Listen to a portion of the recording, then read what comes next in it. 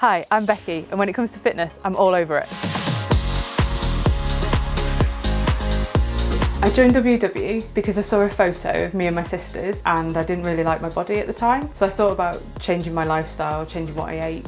WW had worked for me before, so I thought I'd give it another go. In the beginning, absolutely got on board with the programme, lost a good 1.5 stone. Unfortunately, I was then signed off work for 8 weeks for a mental health crisis. After that, it got to lockdown, and then I've used lockdown to focus on exercise. HIIT is high intensity interval training, small bursts of exercise and really short rests. Because I can fit it into my day, I can do like 20 minutes before work, I can fit it into my lunchtime. I can wake up and then 20 minutes later, I can be like excited, buzzing, ready for the day. Initially, lockdown was a big obstacle, the first 2 weeks especially. But then when I realised that it wasn't going to be a short-term thing, I started to make changes. We couldn't really leave the house apart from 1 hour, so I would use that hour for running and then do HIIT training indoors. The WW app takes the data from my smartwatch after I finished an activity and converts it into fit points. I could use those fit points for extra food during the day, or they convert into wellness wins. I have taken advantage of the wellness wins. I even got this fitness mat.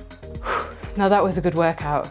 For lunch we got quesadillas. I'm adapting a recipe off the WW app. It calls for steak, but I'm a vegetarian. The app helps because you can type in any ingredient that you have in your store cupboards and then it will come up with recipes. Cooking more has led to finding new recipes, which has made us happier. So I've made my own pizza in lockdown. I've never made pizza before, we'd just go out for one. With WW, nothing is off limit. You can eat a burger, you could eat a fake away, you can even eat a takeaway if you wanted to. No food is good or bad.